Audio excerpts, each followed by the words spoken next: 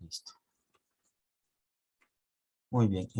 Voy a explicar algunos detalles que ya están en el Classroom. A todos le aparece siempre esto. He publicado 2 videos. Son, tienen relacionados al tema, el libro que vamos a terminar. Esta semana sí o sí termino este libro. Podemos darle un tiempito más, unos días más, pero que se termina rápido.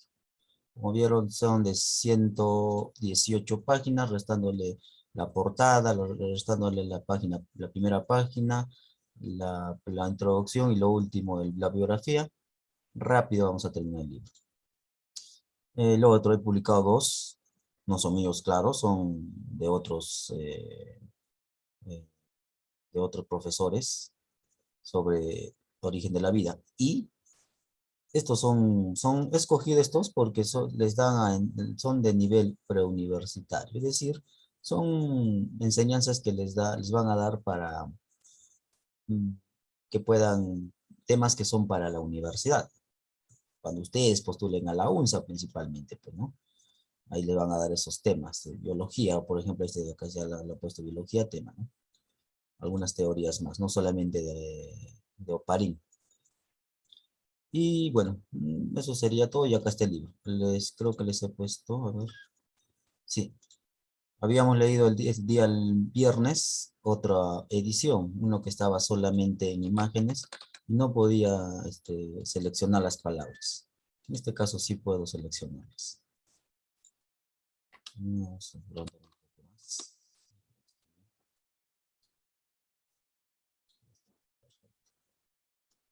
Vamos a conocer un poco más a nuestro amigo Oparín. Yo voy a hacer la primera lectura, para paso a explicar algunos detalles. Acá tenemos a Oparín. Alexander Ivanovich Oparín, Uglich, 2 de marzo de 1894, Moscú, 21 de abril de 1980. Fue un biólogo y químico soviético que realizó importantes avances conceptuales con respecto al origen de la vida y en el planeta. Se ve mi pantalla, ¿no? Tal vez me estoy... ¿Se ve? Sí, profesor. Ya. ¿Ustedes saben a quién se les decía soviéticos? ¿Sí o no? ¿Sí o no, chicos? Tienen que responder rápido. A los ¿A quiénes? Soviéticos, ¿sí? soviéticos, los rusos. A los rusos. Ya desapareció ese país porque se denominaba así. Miren, voy a ponerlo. Era, acá lo voy a escribir. Estoy buscando. Todo esto Rusia. Solo Rusia. En realidad se llama em, Estados Federados Rusos o de Rusia. No es uno solo, no son varios. No, no como a la URSS. La URSS. URSS.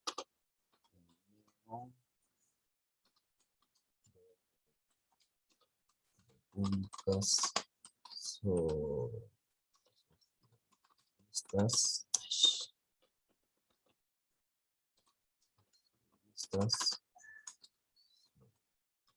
soviéticas. Eso significa URSS. Y solamente toman como soviéticos, ¿no? Así se les denominaba en esos entonces a todo un conjunto de países. ¿Quiénes estaban? Kazajistán, Uzbekistán, Turkmenistán, Azerbaiyán, Kirguistán, Tayikistán, Georgia, Ucrania, Bielorrusia, Lituania, Letonia, Estonia, Moldavia, Eslovenia y algunos otros más. Todo ello era la URSS. Les digo esta introducción porque el autor va a dar algunos conceptos, algunos alcances, porque ya ustedes cuando estén en tercero de secundaria van a hacer Primera, Segunda Guerra Mundial. Y después, sobre todo la Primera Guerra Mundial, después de la Primera Guerra Mundial, o dentro de la Primera Guerra Mundial todavía, hay una revolución, la revolución bolchevique o la que le llaman revolución rusa. Ahí aparece ese nuevo país. Pero ahí se provoca la división del mundo en dos ideologías, tanto la comunista y tanto la capitalista, encabezada por Estados Unidos, que hasta el momento es la que está encabezando. Y todo ello no solo repercute a nivel político, también social, económico y científico. Justamente vamos a ver esto con un poquito con Oparín, que por ser de esa línea comunista, lo trataban de menospreciar, que al último los científicos aceptan el estudio que hizo. A los 18 años coleccionó su primer herbario y estando en el liceo se familiarizó con la teoría de evolución de Charles Darwin o Carlos Darwin. Es otro autor que vamos a leer después de este, que justamente ya lo tengo acá preparado. El origen de las especies. También hay otro que es el origen del hombre. Es muy importante, que también acá el autor nos va a dar a conocer. A través de las publicaciones del profesor Klimen Arakdevich Timiryazev. Alexander Oparin se graduó en la Universidad Estatal de Moscú en 1917. En 1924 comenzó a desarrollar una hipótesis acerca de la vida, que consistía en un desarrollo constante de la evolución química de moléculas de carbono en el caldo primitivo. La hipótesis de Oparin fue retomada por Stanley Miller, que puso en práctica el experimento en el que lograba crear parcialmente materia orgánica a partir de la materia inorgánica. Ustedes seguramente en química están empezando a hacer estos conceptitos, deben tener presente. Química orgánica, química inorgánica. Nosotros, como seres vivos, tenemos elementos inorgánicos, es más, abundan. En los seres vivos está el maravilloso CHOMS.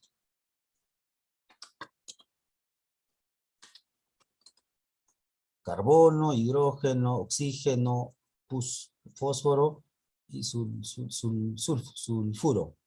Principal, hay otros también, pues, ¿no? Entonces, se planteaba, estamos hablando a mediados del siglo X, del siglo XX todavía. Ahí pues se pensaba que tal como vimos a los seres vivos, de otro ser vivo era la vida. Pero él plantea no. Venimos de la materia inerte. Ya en los videos también se puede, y si hay, miran más, todavía más videos, ahí se van a dar cuenta con mucho más detalles los documentales. En 1935 fundó el Instituto Bioquímico Rush. En 1946 fue admitido en la Academia de Ciencias de la URSS. Ya les dije qué significaba. ¿Qué significaba? ¿Recuerdan qué significaba URSS? Unión República Socialista Soviética. ¿Ya? Eso significa. Unión de Repúblicas Socialistas Soviéticas. Eso se van a hacer en historia cuando estén en tercero todavía. Pero creo que está en la página 117. Sí, ahí por ahí lo van a decir, sí. No les digo, como él está en ese mundo, es pues parte de su país, parte de su ideología. Seguramente ustedes en los noticieros hayan escuchado también algunas palabritas. No al comunismo, muerte al comunismo y todo unas frases. Pues algunas por la ignorancia no saben realmente qué significa. Por eso es muy importante informarse. ¿Cómo uno se informa? Leyendo, no es. Voy a poner, hay 3 niveles. El primer nivel de conocimiento es el nivel vulgar, o también llamado el nivel o de sentido común.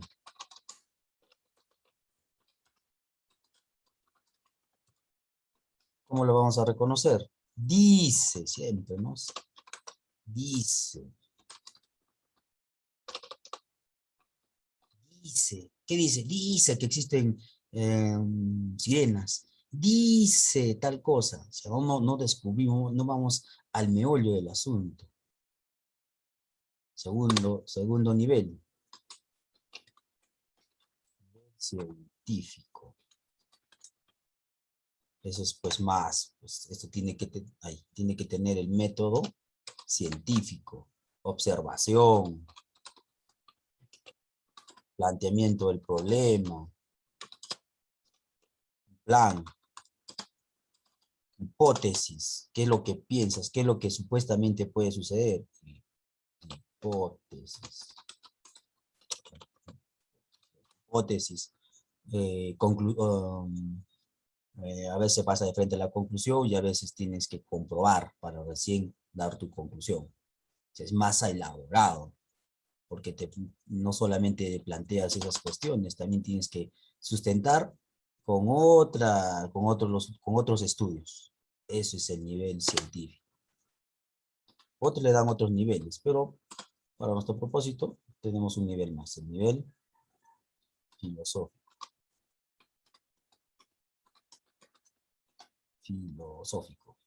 Este nivel nos hace reflexionar.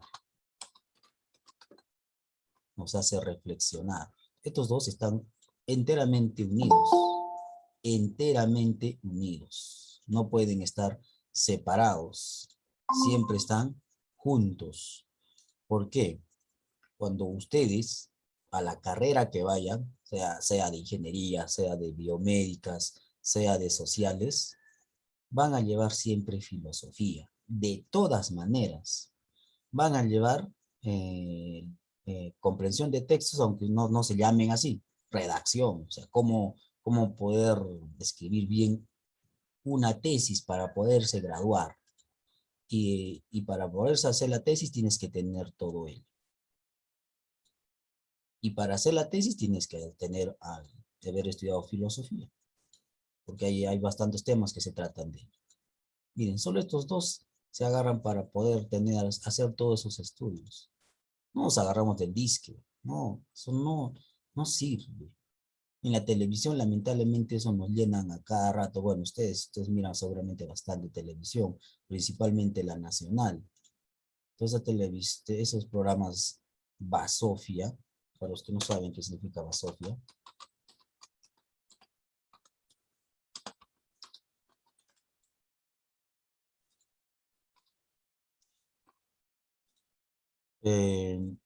no ayudan. Hay una película bien bonita para que vean cómo repercute en nuestra mentalidad todo ello. Es de Focus, de Will Smith, no me recuerdo el nombre, pero es algo así, Focus. Es de una banda de delincuentes, tal vez la hayan visto.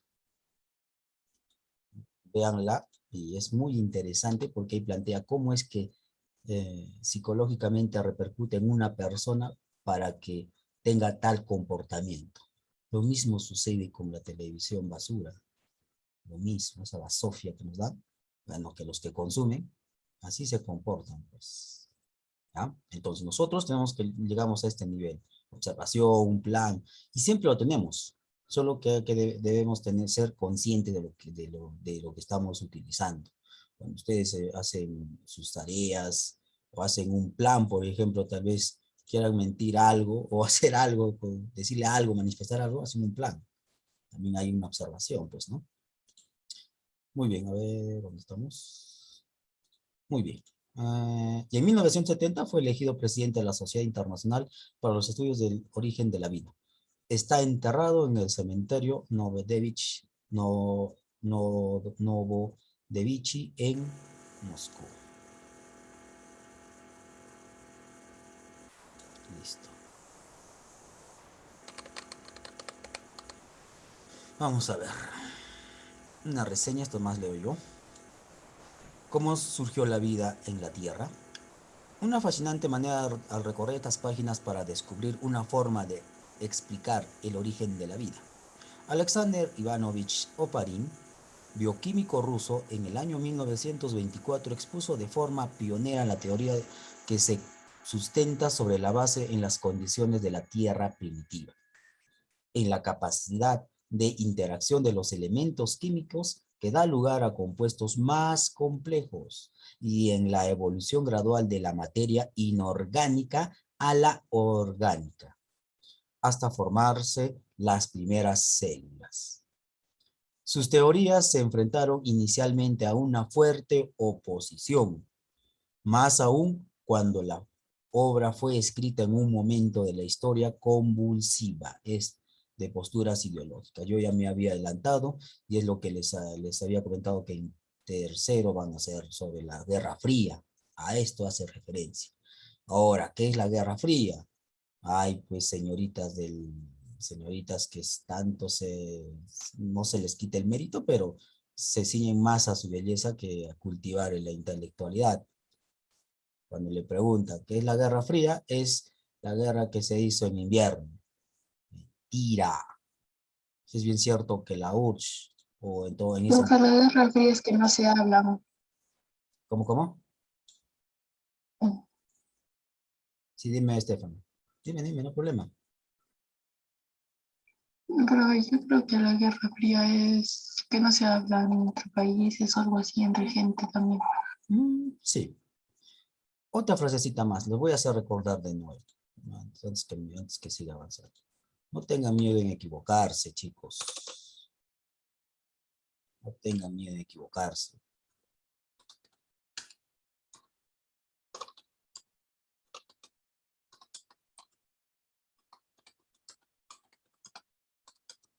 ¿Sabe qué significa?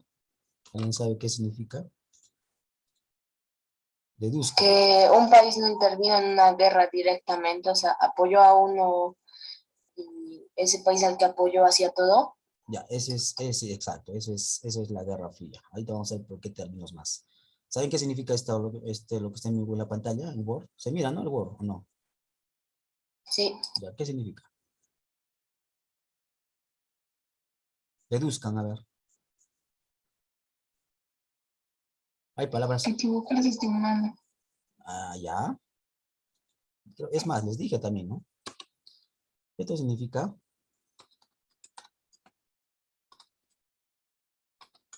Así literal lo estoy poniendo, ¿ya? Literal. Errar es humano. Alguno se puede poner equivocarse de humanos. Otro le pone, errar es propio del hombre. Suena mucho mejor, ¿no? Podría ser. Acá está el verbo, acá está el verbo. Recuerden al inicio de la lectura les decía que nuestra lengua nació de latín. Esto es latín. Esto de acá. Ahora, ¿por qué les digo esto? Equivóquense, pero no exageremos también equivocados a cada rato, pues, ¿no? Equivóquense para que después de esos errores aprendan. Ahora, por ejemplo, si han tienen una idea, pongan, desen esa idea. Ya vamos a reforzar, porque valga verdad, si todos estaríamos en silencio, no hay ideas, no fluye ideas, no hay movimiento y se queda todo muerto. Pero si hay ideas, entonces hay algo, entonces empezamos de esa idea a forjar más. ¿Listo? Entonces, siempre traten de dar alguna opinión. Lo otro, de la Guerra Fría, era principalmente el enfrentamiento de esos dos, la URSS en esos entonces con la facción capitalista. Toda Europa, una buena parte de Europa, Estados Unidos y otros países más. ¿Quiénes estaban participando o apoyando a la URSS en América Latina, porque Norteamérica no, Latina, Cuba. Por eso ya eso van a ser, como le digo más adelante en historia, es hacen un bloqueo económico. Pero muy bien. Todo ello estaba bien en convulsión, con ideología, la del campo comunista y el campo capitalista. Lo cual se refleja en alguno de sus pasajes, ya en sus escritos. Pero esto no es menoscabo a su legado científico. Lamentablemente, hay personas que piensan que por leer solamente autores que han nacido ahí o tienen algunas posturas ideológicas, principalmente la comunista, les tienen pánico, simplemente dicen que no se debe leer. Pero si los que ya han leído, porque el libro está publicado ahí, ustedes han leído este librito, es maravilloso, es una de las esencias de los estudios científicos sobre el origen de la vida. Con el paso del tiempo ha recibido respaldo experimental y sus hipótesis han sido legitimadas por la comunidad científica como una manera de comprender el origen de la vida. Muy bien. Ahora, como la vez pasada, ya, esto más. Ustedes, si desean, pueden estar bien. Profesor, Dime, una dime. pregunta. Sí, Como entra un poco tarde, que es raro, sí. tarde, ¿cómo se llama? ¿Cuál era el que estamos leyendo? Oparín, Origen de la vida. Ahí está, ya está publicado, es el último libro, acá está. Ok. Dice 5, lo estoy enumerando, ¿ya? De paso lo estoy enumerando, el 5. Son 5 libros que hemos leído, ¿ya? Y esto ya les había explicado, a excepción del primero, que todos ellos tienen un proceso, ¿no? Era la visión que tenía cada uno, o se tenía la visión del mundo en esos entonces, ¿no es cierto? La teogonia, la Divina Comedia y la historia del tiempo. Ahora vamos a ver lo que es la vida.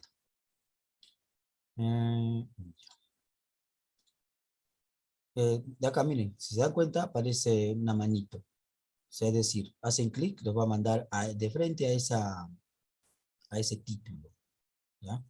Lo bueno de esta edición, no sé, buscando, encontré esto, dije que bueno, está mejor esto, súper, ¿ya? Ese es uno, y a ver si se recuerda, porque ya habíamos leído esa vez, les había explicado. ¿Qué es materialismo? Estamos hablando en términos filosóficos, un poquito les he explicado. ¿Qué es materialismo y qué es idealismo? A ver, ¿quién se recuerda? Pero es que estuvimos el viernes.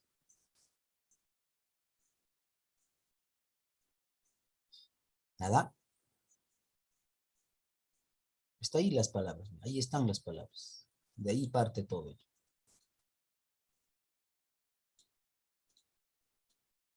Nada, ahí. Que al materialismo la persona solo le importa lo material, lo que tiene. Ya vamos a ver. ¿Y el idealismo qué crees que sería?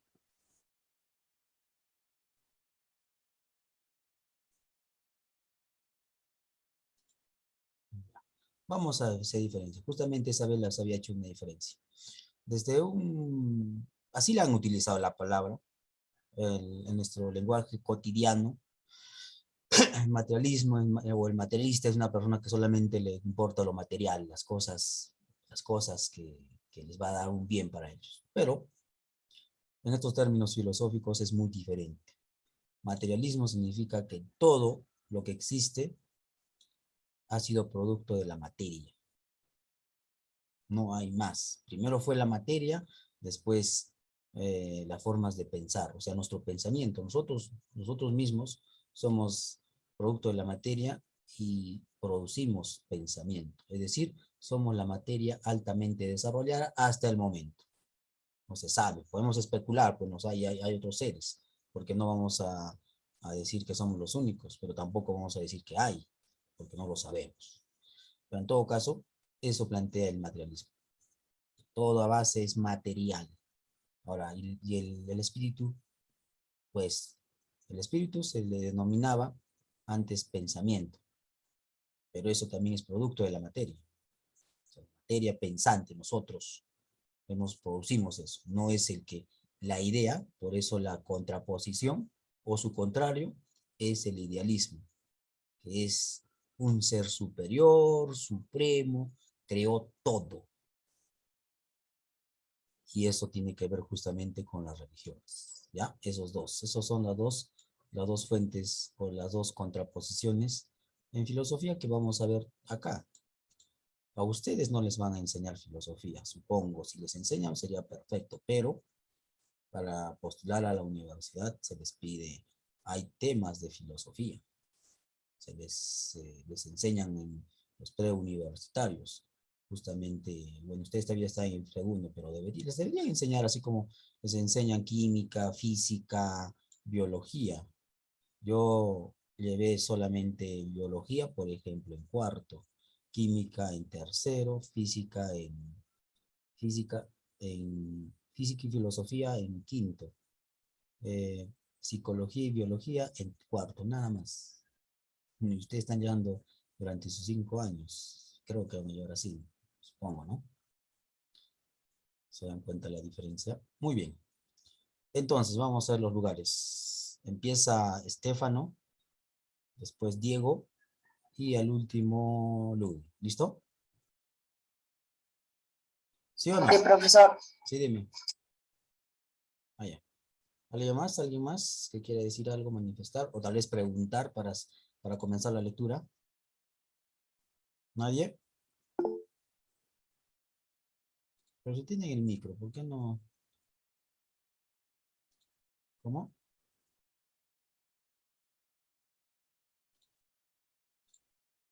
Antes le tocaba por primero, ahora le está tocando el último. Ya, entonces, empieza.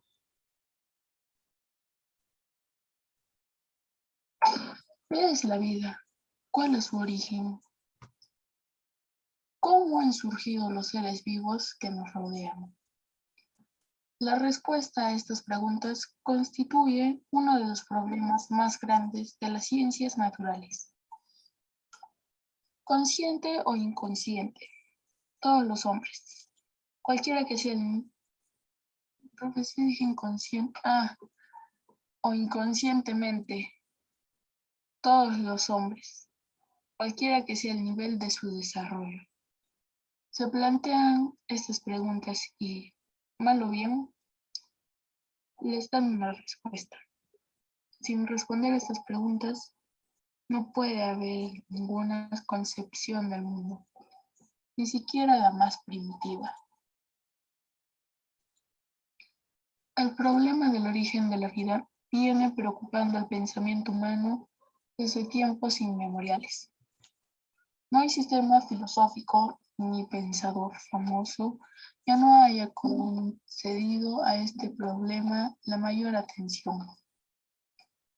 En las distintas épocas y en los diferentes grados del desarrollo cultural, al problema del origen de la vida se le daban soluciones diversas, pero siempre se ha entablado en torno a él una encarnizada lucha ideológica entre los dos campos filosóficos, irreconciliables,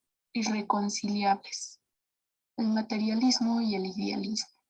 Al observar la naturaleza que nos rodea, solemos dividirla en el mundo de los seres vivos y en el mundo inanimado o inorgánico.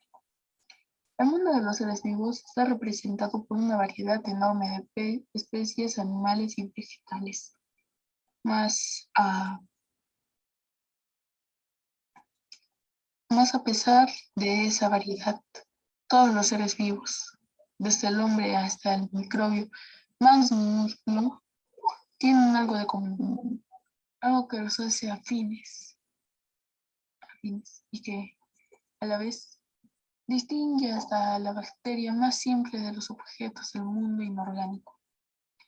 Ese algo es lo que denominamos vida, en el sentido más sencillo y elemental de esta palabra. Pero, ¿qué es la vida? Es de naturaleza material, como todo el mundo restante. En su esencia reside en un principio espiritual inaccesible al conocimiento basado en la experiencia. Si la vida es de naturaleza material, estudiando las leyes que la rigen podemos y debemos modificar o transformar conscientemente y en el sentido deseado a los seres vivos. Ahora bien, si todo lo vivo ha sido creado por un principio espiritual cuya esencia es incognoscible, debemos limitarnos a contemplar pasivamente la naturaleza viva, impotentes ante fenómenos que se supone inaccesibles a nuestro conocimiento y a los que se atribuye un origen sobrenatural. Los idealistas siempre han considerado y siguen considerando la vida como manifestación de un principio espiritual supremo, inmaterial, al que dan el nombre de alma, espíritu universal, fuerza vital, razón divina, etc., considerada Considerada desde este punto de vista, la materia en sí es algo inanimado e inerte. No sirve más que de material para la estructuración de los seres vivos. Pero estos no pueden originarse ni existir más que cuando el alma inculca vida a ese material y le da la forma y la armonía de su estructura. Este concepto idealista de la vida constituye la base de todas las regiones del mundo. A pesar de su diversidad, todas ellas están de acuerdo en afirmar que un ser supremo, Dios, proporcionó un alma viva a la carne inanimada y perecedera, y que precisamente esa partícula eterna del ser divino es lo vivo, lo que mueve y mantiene a los seres vivos. Cuando se desprende, no queda más que la envoltura material vacía, un cadáver que se pudre y descompone. La vida es una manifestación del ser divino, y por eso el hombre no puede reconocer la esencia de la vida, ni mucho menos aprender a regularla. Tal es la conclusión fundamental de todas las religiones sobre la naturaleza de la vida. No se concibe ninguna doctrina religiosa que no lleve a esa conclusión. El problema de la esencia de la vida es abordado en forma totalmente distinta por el materialismo, según el cual la vida, como todo el mundo restante, es de naturaleza material y no necesita para su explicación el reconocimiento de ningún principio espiritual supramaterial. La vida no es más que una forma especial de existencia de la materia, que se origina y se destruye de acuerdo con determinadas leyes. La práctica, la existencia objetiva y la observación de la naturaleza viva constituyen el camino seguro que nos conduce al conocimiento de la vida. Toda la historia de la ciencia de la vida, la biología, nos muestra lo fecundo que es el camino materialista en el estudio de la naturaleza viva sobre la base de la observación objetiva,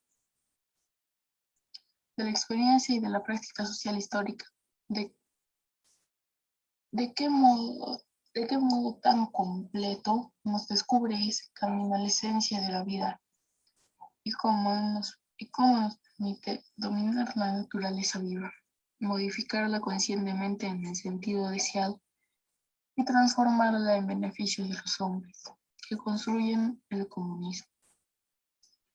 La historia de la biología nos ofrece una sucesión ininterrumpida de victorias de la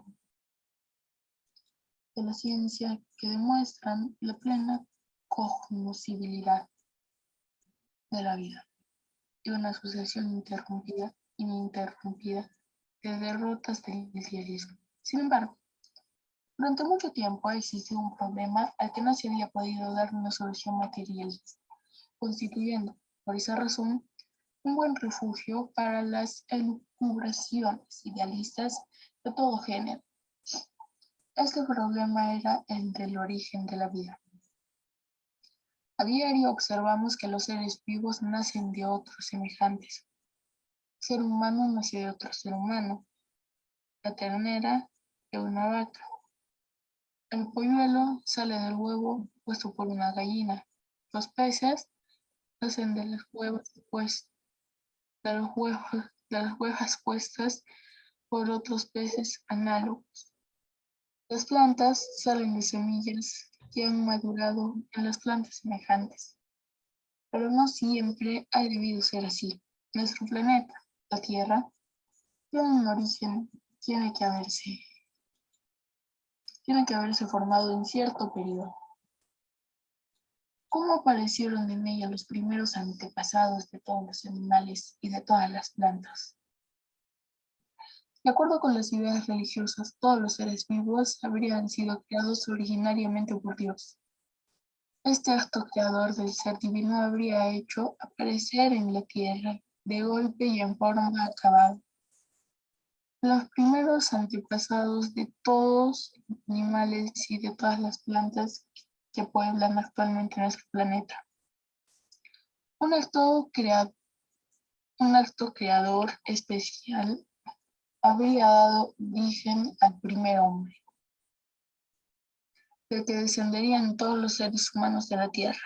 Así, según la Biblia, el libro sagrado de los judíos, de los cristianos, Dios habría creado el mundo de 6 días, con la particularidad de que al tercer día formó las plantas, al quinto los peces y las aves, al sexto las fieras y por último los seres humanos. Primero al hombre y después a la mujer. El primer hombre, Adán, habría sido hecho por Dios, un material inanimado de barro. Después le habría dado un alma, convirtiéndolo así en un ser vivo. Muy bien. Gracias, Stefan. Otra cosa antes que me olvide. Se supone, ¿no? Supongo. Todos están leyendo. Uno, mientras uno de sus compañeros está leyendo en voz alta, los demás en voz silenciosa siguen la lectura. Lo otro que tenía que hacer desde ya la Divina Comedia, pero se me olvidaba. Van a los que están siguiendo la lectura, tienen que, hay palabras que no conocen y tienen que escribirlas. Yo voy a dejar un formulario acá así como he dejado, y cosa que nadie lo ha hecho, pero bueno, no se trata de ello, ¿no? De que yo les abunde de actividades, de tareas, ¿no? Esto es si es que quieren, si es que los que desean, solamente es para marcar. Igual que este cuestionario, les voy a dejar para que ustedes me pongan ahí las palabras que han encontrado y con un sinónimo, un sinónimo sencillo, que lo van a encontrar rápido. Por ejemplo, un sinónimo y un antónimo. Si no encuentran antónimo, sinónimo, más rápido. Por ejemplo, no se puede saber, por acá hay una palabra, me parece. Ya bueno, no sé, no vamos a perder el tiempo. Mira. Por ejemplo, encuentran por ahí tal vez basofia. Ya, escriben ahí en su cuaderno o en el Word mismo si desean. Están ahí. Terminan hasta que del día que han encontrado las palabras desconocidas y me las envían a ese formulario que en el término de la clase les voy a explicar un poco más. Ustedes van a escribir ahí con un sinónimo. ¿Listo? ¿Se entendió o explico de nuevo? ¿Se entendió o no? Sí. Ya, listo entonces. Nada más. Ya. Me olvidaba al inicio, pero bueno, ahora que es para también dar recomendación a nuestro nuevo compañero Diego. Siempre respeten los signos puntuativos. Mentalmente pueden contar 2 segundos. Suficiente con 2 segundos. Pero no va a ser esos 2 segundos pues largos. Tienen que ser, a ver, 1, 2, comienza. Por ejemplo, a ver. El estudio de la historia de la religión demuestra que estos cuentos inocentes acerca del origen repentino de los animales y de las plantas, 1, 2, que aparecen ellos hechos y derechos, 1, 2, como seres organizados, 1, 2, obviamente que van a ser mentalmente. Yo lo estoy haciendo de ejemplo para que mentalmente lo cuente, ¿ya? Pero siempre respetando los signos puntuativos. Los signos puntuativos incluyen no solamente las comas, los punticomas, los puntos. Signos puntuativos, por ejemplo, es estos de acá. También son una pausa. Por ahí había creo que un paréntesis también. Todo eso son signos puntuativos, ¿no? Muy bien, sigue Diego. El estudio de la historia de la religión demuestra que estos cuentos inocentes acerca del origen repentino de los animales y de las plantas, que aparecen hechos y derechos como seres organizados, descansan en la ignorancia y una interpretación simplista de la observación superficial de la naturaleza que nos rodea. Esta fue la razón de que durante muchos siglos se creyese que la Tierra era plana y se mantenía inmóvil, que el Sol giraba en torno a ella, levantándose por el oriente y ocultándose tras el mar o las montañas, por el occidente. Esa misma observación superficial hacía creer que muchas veces a los hombres que distintos seres vivos, como por ejemplo los insectos, los gusanos e incluso los peces, las aves y los ratones, no solo podían nacer de otros animales semejantes, sino también surgir directamente, generarse de un modo espontáneo a partir del fango, del estiércol, de la tierra y de otros materiales inanimados. Siempre que el hombre tropezaba con la generación repentina y masiva de seres vivos, lo consideraba como una prueba de generación espontánea de la vida. Y aún ahora, ciertas gentes incultas están convencidas de que los gusanos se engendran en el estiércol y en la carne podrida, y que diversos parásitos caseros surgen espontáneamente a partir de los desperdicios, las basuras y todo género de inmundicias.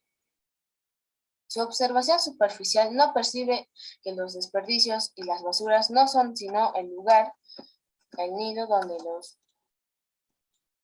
parásitos depositan sus huevos, que más tarde dan origen a nuevas generaciones de seres vivos. Antiguas teorías de la India, Babilonia y Egipto nos hablan de esa generación repentina de gusanos, moscas y escarabajos que nacen del estiércol y de la basura, de piojos que se engendran en el sudor humano, de ranas, serpientes, ratones y cocodrilos procreados por el fango del Nilo, de luciérnagas que se originan en las chispas desprendidas de hogueras que se consumen. Estas fantasías acerca de la generación espontánea se relacionaban en tales teorías con leyendas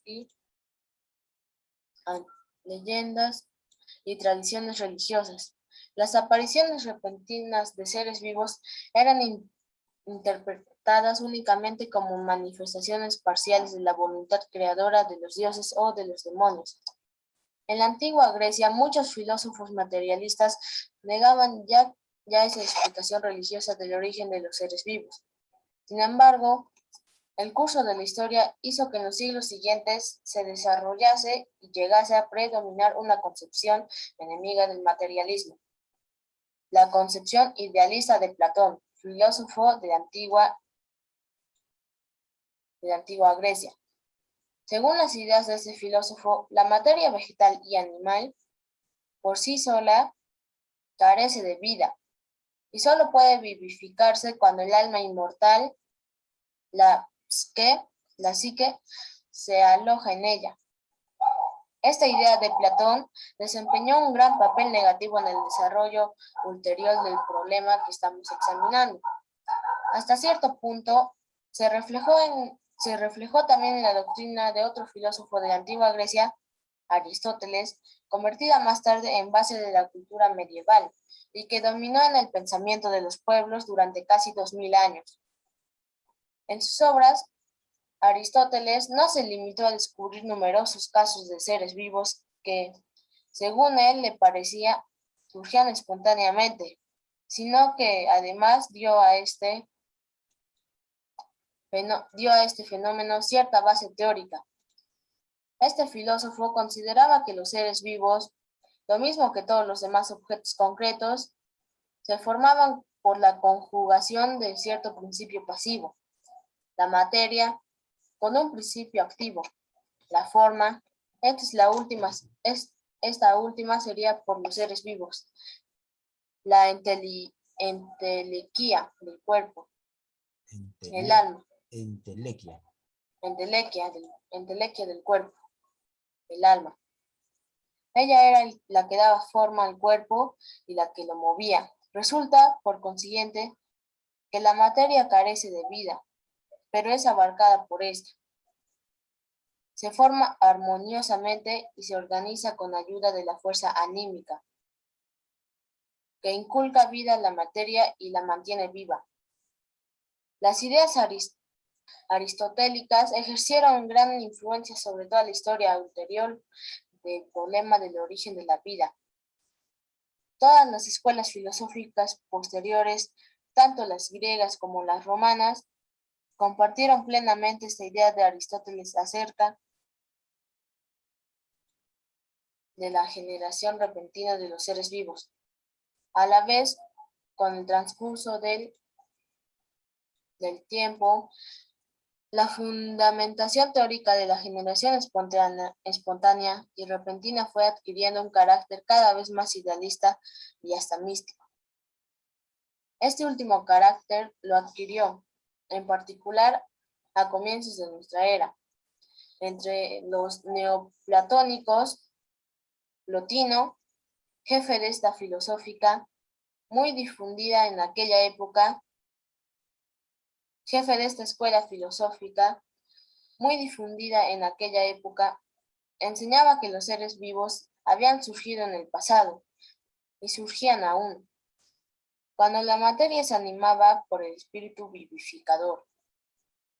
Parece ser que Plotino, el primero en formular la idea, parece ser que fue Plotino el primero en formular la idea de la fuerza vital, que pervive aún hoy día en las doctrinas reaccionarias de los vitalistas contemporáneos.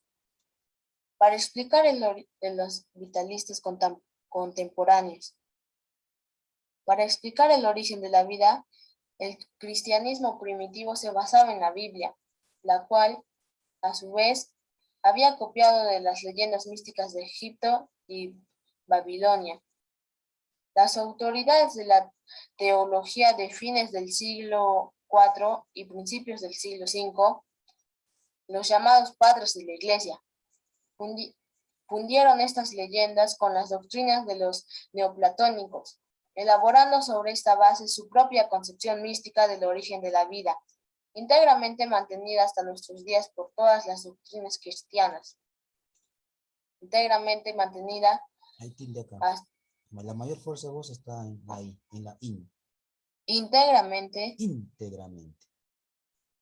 íntegramente mantenida hasta nuestros días por todas las doctrinas cristianas. Basilio de Cesarea, obispo que vivió a mediados del siglo IV de nuestra era, en sus prédicas acerca de que el mundo había sido creado en 6 días, decía que por voluntad divina, la tierra había engendrado de su propio seno las distintas hierbas, raíces y árboles, así como también las langostas, los insectos, las ranas y las serpientes, los ratones, las aves y las anguilas. Esta voluntad divina, dice Basilio, sigue manifestándose hoy en día con fuerza indeclinable. El beato Agustín, contemporáneo de Basilio y una de las autoridades más influyentes de la Iglesia Católica, trató de fundamentar en sus obras, desde el punto de vista de la concepción cristiana del mundo, la generación espontánea de los seres vivos. Agustín consideraba que la generación espontánea de los seres vivos era una manifestación del arbitrio divino, un acto mediante el cual el espíritu vivificador,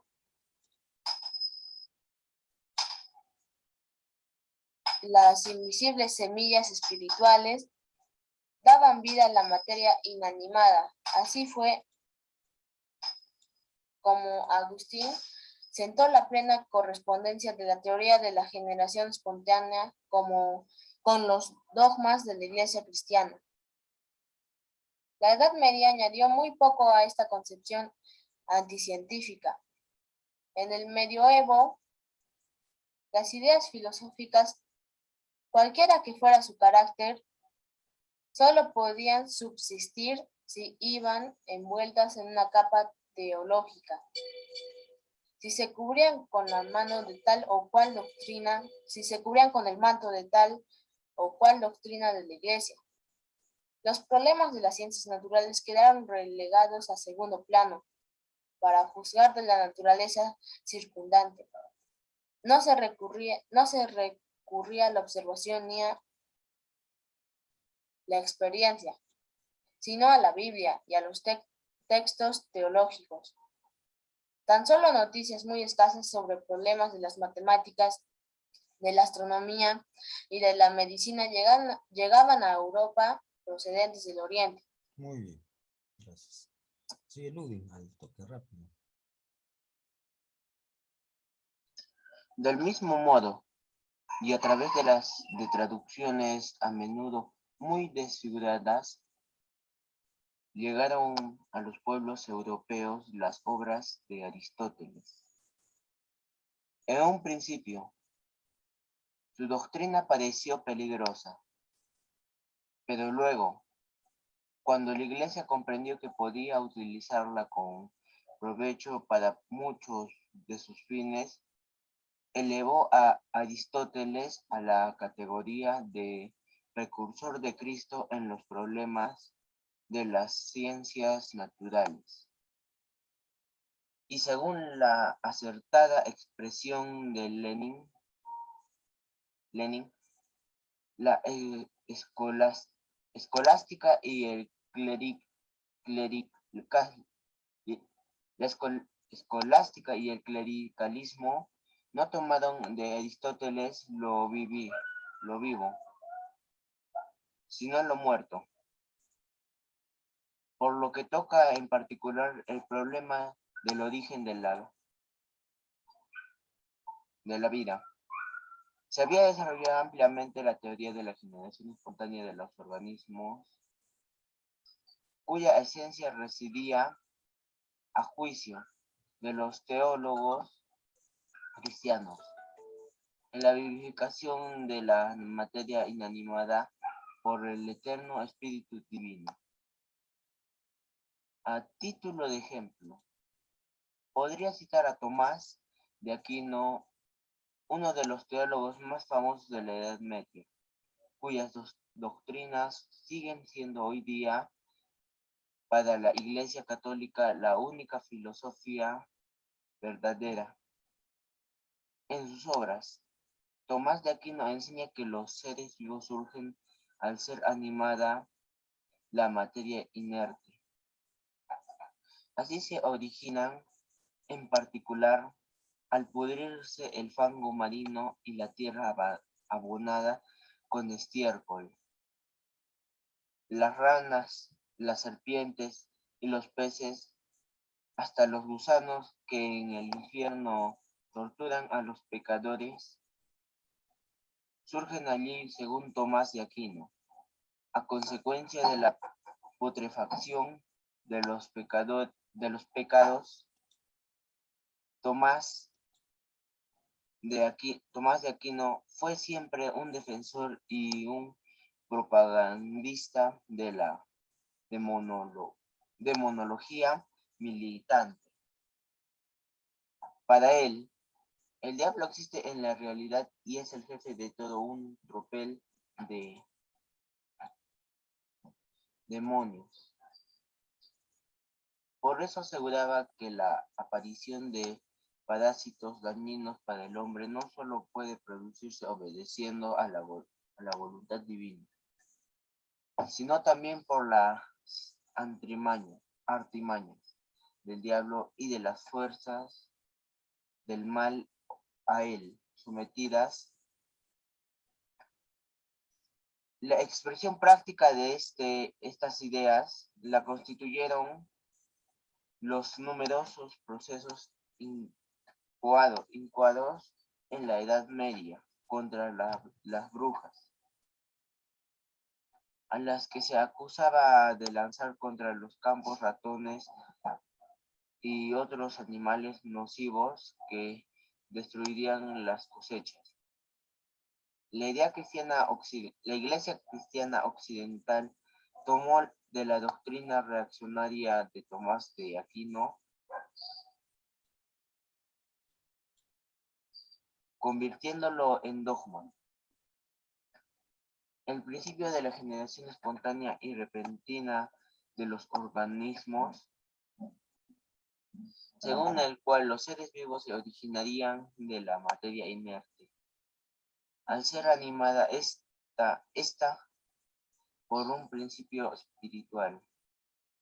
Este era también el punto de vista de las autoridades teológicas de la Iglesia Oriental.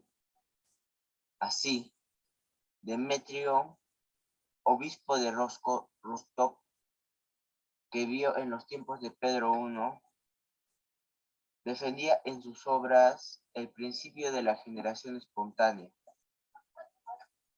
En forma por demás defendía, no, pues, en forma por demás curiosa para nuestras ideas actuales. Según él,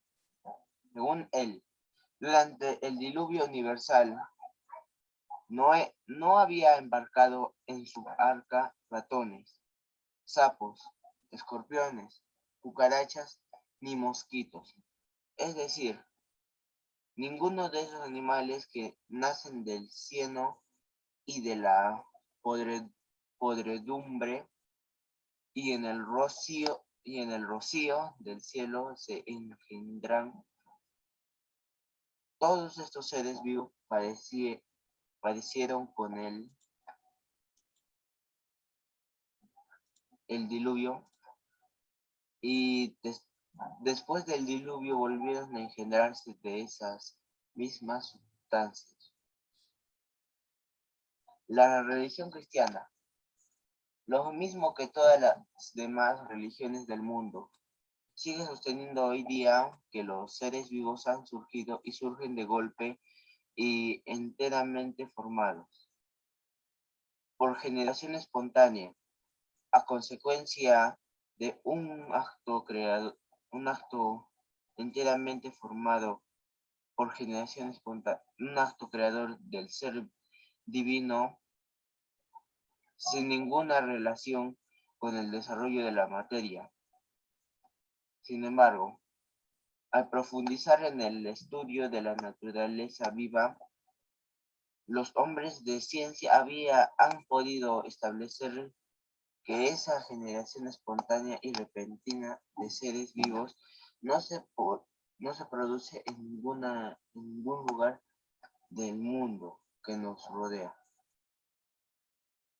Esto quedó demostrado ya a mediados del siglo 1511, no, ¿Qué número es ese? 1500, ¿ah? ¿Qué número es ese el que es sombreado? A ver,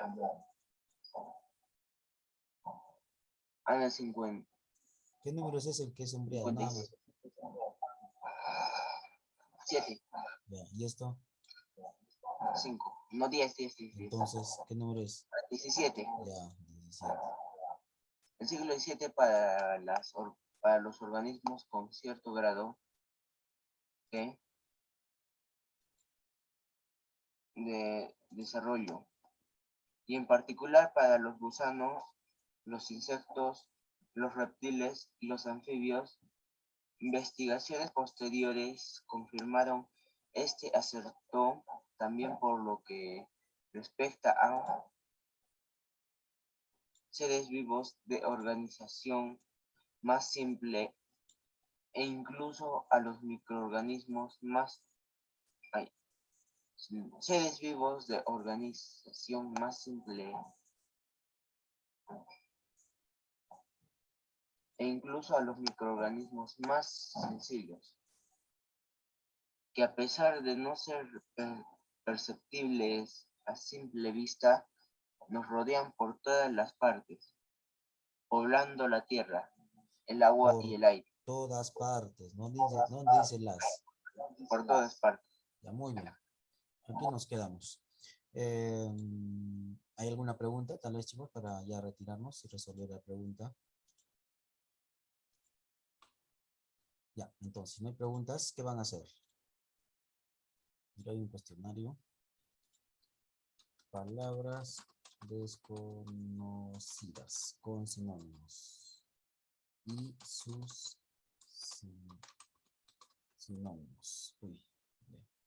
No importa la fecha, no importa el tema, tampoco el tema.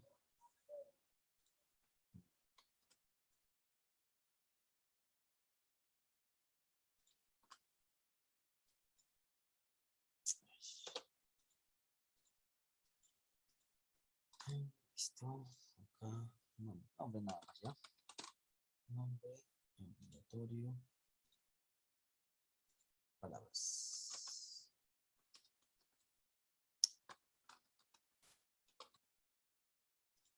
Listo. Acá la escriben, ¿ya? Escriben y mandan, nada más. Es todo, ustedes van así, va ahí. Ustedes va a aparecer así. Acá el nombre y las palabras. Todos los días, los días que encuentren. Yo, por ejemplo, ay, José Luis, ya.